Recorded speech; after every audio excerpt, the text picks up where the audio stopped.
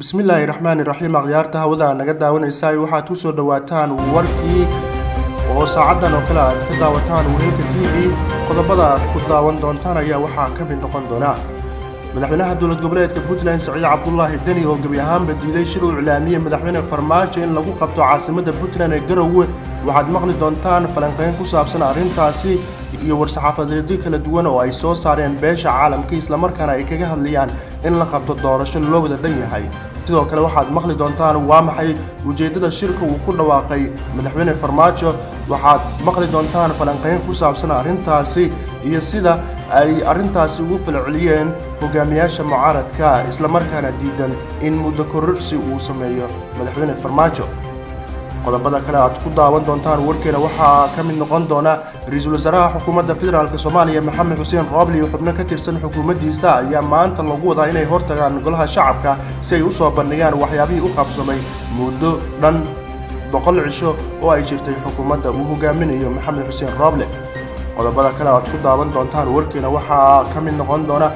golaha ammaanka ee qaramada midoobay oo war ka soo saartay xaaladda guud ee Soomaaliya iyo shirka uu iclaamiyay madaxweyne Farmaajo iyo sida ay ka yeelayaan qaramada midoobay haddii lagu heshiin waayo doorashooyinka arrimaha Soomaaliya qodobada iyo qodobada inagu soo kordha ayaad ku daawan doontaan warkeena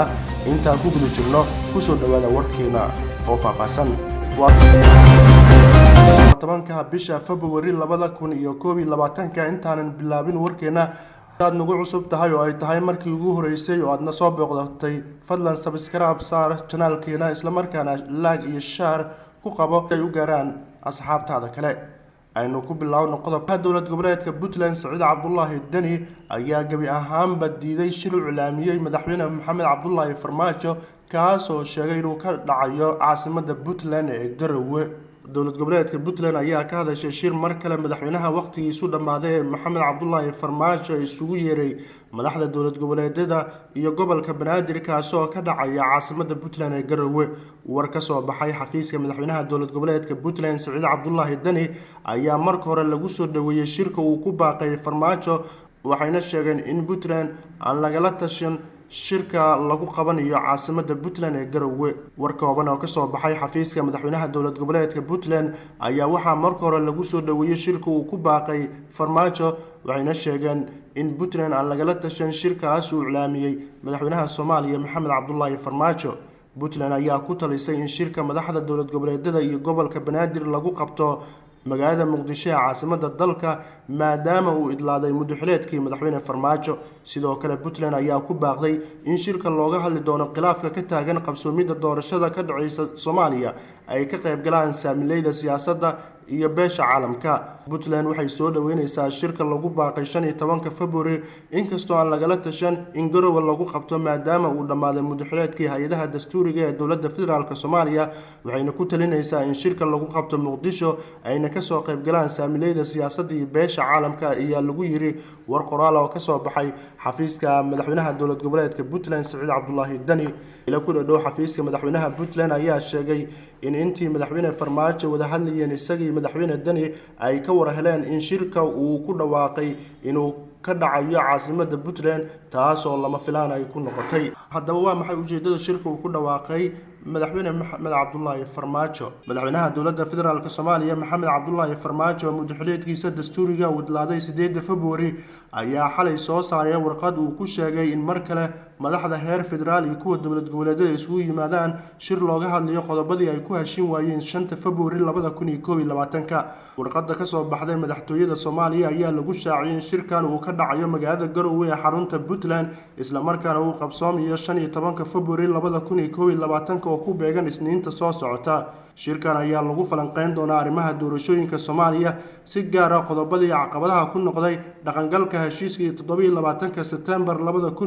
2020 ee lagu jaangooyay nooca doorasho ee dalka ka dhacaysa balse muranku hareeyay qoraalka ayaa lagu yiri madaxweynaha dowladda federaalk Soomaaliya Maxamed Cabdullaahi Farmaajo ayaa shir ku saabsan arrimaha doorashooyinka isugu yeeray madaxda dowlad goboleedyada iyo gobolka Banaadir. Shirkan oo ka furmaya 15 February magaalada Garowe ee xarunta dowlad goboleedka Puntland waxa uu dhameystir u yahay fulinta heshiiska ay golaha wada tashiga qaranka ku gaareen magaalada Muqdisho 27 September. sidoo kale hadal ka soo baxay filla Soomaaliya ayaa la sii raaciyay dowladda federaalka Soomaaliya waxay sii xoojinaysaa dadaalkeeda ku aadan sidii dalka loogu hirgelin lahaa doorashooyinka loogana wada hadli lahaa arrimaha lagu kala aragti duwan yahay iyadoo asaas u yahay dhaqangelinta heshiiskii ay ansixiyeen golaha shacabka. Beesha caalamka ayaa ku hoolan sidii loo dhaqangelin lahaa qodobadii lagu heshiiyay 17 September 2020 si loo gudbo caqabadaha saddexda ee muuqda kuwaas oo kala ah xubnaha guddiga oo la sheegay inay ku jiraan nabad sugid iyo shaqaale madaxtooye iyo maamulidda gobolka Gado iyo habka maamulka guddiga doorashooyinka ee gobolada waqooyi ee dalka ee Somaliland. sidoo kale golaha ammaanka ee qaramada midoobay ayaa soo dhaweeyay shirka madaxweynaha dowladda federaalka Soomaaliya ee muddaxileedkiisu dhamaaday Maxamed Cabdullaahi Farmaajo uu ku baaqay in bartamaha bishan madaxda dowlad goboleedyada iyo dowladda federaalka Soomaaliya ay isugu imaanayaan magaalada Garowe ee xarunta maamulka Puntland. war qoraal oo ka soo baxay golaha ammaanka ayaa lagu sheegay in golahu uu soo dhaweynayo wada hadal cusub oo lagu baaqay 15 February. warbixinta ayaa sidoo kale ugu baaqday hogaamiyaasha Soomaalida inay dib u bilaabaan wada xaajoodka isla markaana ay ka wada shaqeeyaan danaha shacabka Soomaaliyeed oo ay ku heshiyaan sidii dalka ay ugu dhici lahayd doorasho loo wada dhan yahay. go'aankani golaha ammaanka ee qaramada midoobay Soomaaliya ayaa soo baxay saacado kadib markii madaxweyne Farmaajo uu soo jeediyay in 15 bishan shir kale lagu qabanayo magaalada Garowe ee caasimadda Puntland. shirkaas oo uu sheegay in lagu dhameystirayo ama dhameystir uu noqonayo heshiiskii doorashooyinka 17 September 2020 lagu gaaray magaalada Muqdisho ee caasimadda dalka Soomaaliya. sidoo kale dowladda Mareykanka ayaa markii ugu horeysay ka hadashay xaaladda siyaasadeed ee dalka Soomaaliya iyo muranka ka taagan arrimaha doorashooyinka dalka oo ay isku khilaafsan yihiin dowladda federaalka Soomaaliya iyo kuwa dowlad goboleedyada dalka. afhayeenka wasaaradda arrimaha dibadda ee dowladda Mareykanka Ned Price ayaa waxa uu sheegay in dowladda Mareykanka ay ka walacsan tahay qabsoomi la'aanta doorashada iyo isfaham waaga ka dhaxaysa madaxda dowladda federaalka Soomaaliya iyo kuwa dowlad goboleedyada dalka. shir jaraa'id uu ku qabtay aqalka cad ee dalka Mareykanka ayaa waxa uu ku yiri waxaan ugu baaqaynaa madaxda Soomaalida inay si degdeg ah dib ugu bilaabaan wada hadalka una xaliyaan ismarwaaga taagan si dhaqsina loo guda galo doorashada dalka.